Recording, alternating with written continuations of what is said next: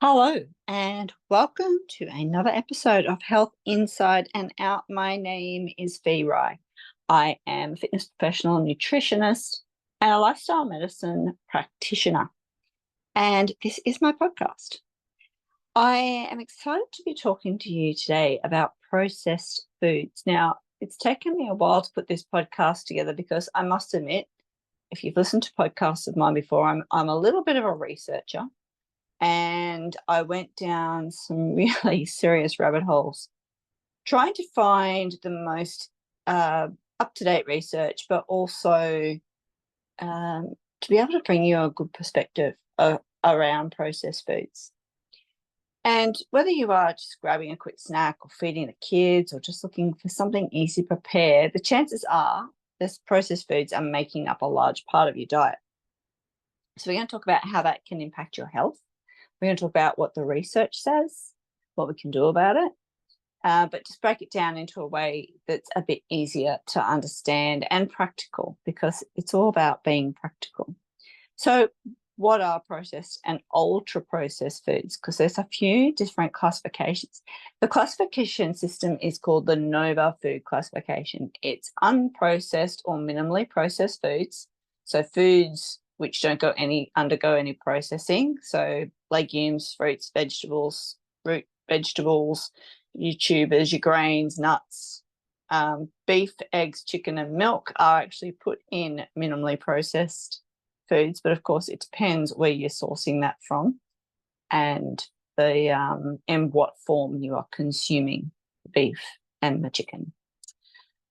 Processed culinary ingredients is the next level of the classification system, and we're just talking about salt, sugar, vegetable oils, butter, and other fats. So if you think about those first two groups, they are pretty much, your great grandparents would be able to identify those things in your kitchen. Okay, they understand what that is. Then we moved up to processed foods. This is where the orange light comes on. And these are unprocessed or minimally processed foods or culinary dishes which have been added to have those processed culinary ingredients to it. So we're talking about bottled vegetables or meat that's in a salt solution, fruits in syrups or that have been candied, bread, cheese, purees, pastes. So foods that have been industrialized, okay, they have been having those processed culinary ingredients added to it, the oils, the salt, the sugars, and other fats. And then we get to the red zone, the ultra processed foods. Now, these are derived from foods or parts of foods, and they're added they're cosmetic food additives, but they're not used in a culinary environment. Now, some of this might surprise you, but we're talking about things like breast milk substitutes, so infant formulas, cookies and biscuits, ice creams, ready-made meals, ready-to-go meals, soft drinks, of course, sugary drinks, hamburgers, nuggets, cereals, packaged snacks, instant noodles, mass-produced bread. Of course, not all bread is equal. Go to the bakery to buy your bread. And, of course, processed meats, particularly things like hot dogs and sausages. So they are considered to be ultra-processed foods, or UPF, under the NOVA food classification system. And so they're basically grouped by the level of the processing, okay? So why are they so prevalent in our society? Well, it comes down to a couple of things. Convenience playing a very huge role in our food choices. They're available, they're relatively cheap, they've got long shelf lives, they fit into our busy lifestyles, where sometimes, we don't have the time to cook from scratch, but it does come at a cost. And to be honest, food companies invest billions in marketing and developing these products. ensuring that they are irresistible and affordable and attract and addictive. And research have shown that the food actually bypasses our natural hunger cues, making it easy to overeat without realizing there's nothing satisfying in them. So, that's why you're still hungry after you have eaten them. Now, I'm going to touch very briefly on a political stance on this in relation to the food companies. A lot of the food companies who are the major overseer of the companies who are making these processed foods are actually tobacco companies, which is quite interesting when you do the deep dive like I did, because basically what happened, a little bit of a history lesson here, when the government cracked down on smoking, ensuring that we started seeing those labels on cigarettes about health warnings and what have you, the tobacco companies took their exact marketing campaign to know how to make something really addictive and turn to an unregulated area of human consumption, and that was pretty much processed foods. Very much actually unregulated. Hence, you don't have to read some labels, we're going to get to that, to see. So because these processed foods, I'm off my soapbox now about tobacco companies, but because these processed foods really bypass our necessity to feel satiety and feel satisfied, this is where we start looking at the health impacts. And diets that are high in ultra processed foods are linked to chronic diseases, obesity and weight gain because of that energy dense but nutrition poor calories, type 2 diabetes, mainly because of refined carbohydrates, artificial sweeteners, additives. These all disrupt our insulin sensitivity.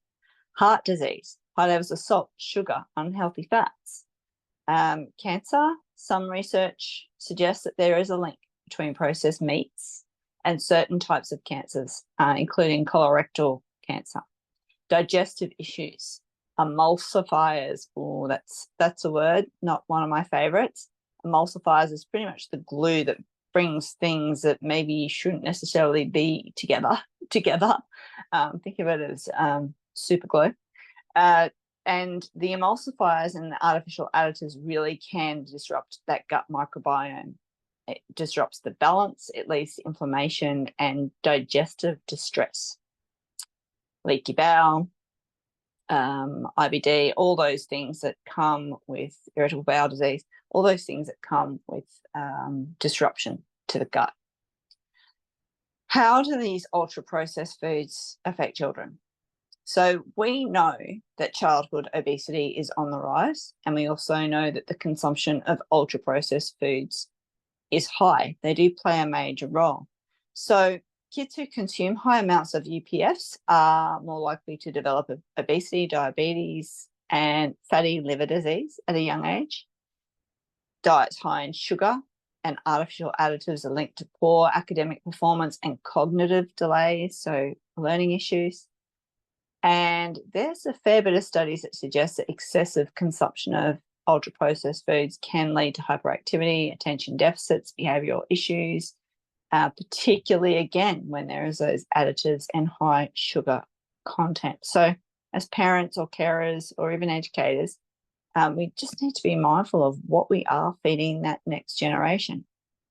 I remember popping into seeing a friend of mine, she might be listening to this, and watching her preppies sit around in a circle and open their lunchbox. And I think I looked at her and said, well, you're going to have fun this afternoon. Just looking at not only how much packaged and processed foods those kids had in their lunchbox, but how much of it. It was pretty much, there was not much fruit, or even if it was fruit, it was a fruit cup in the syrups. There just wasn't enough in there. And guys, I totally get it. I know life's busy, and I understand that it's so much easier to go to the supermarket and grab these ultra-processed foods, but at what cost? Might be cheap now, but, you know, it's the gut health and looking after our little people. So there's also a really a correlation between ultra-processed foods and mental health issues. And that is another area that we need to really be mindful of, because, you know, diets, again, in refined sugars and unhealthy fats can increase inflammation in the brain that can lead to mood disorders, depression and anxiety. Highly processed foods alter dopamine and serotonin levels, and that creates a cycle of cravings and emotional eating. So because we're just not eating the right foods to bring our hormone levels in balance. There is a gut-brain connection, and I have spoken about this in one of my 2 gut microbiome podcasts, where we talk about the fact that vagus nerve connects the gut and the brain. And so your gut actually plays a very big role in mood regulation. And because we've got these processed foods negatively impacting gut bacteria, they may also contribute to mood instability and increased stress levels. But beyond personal health, you know, what effect is this having in society? Well, we've got rising healthcare costs.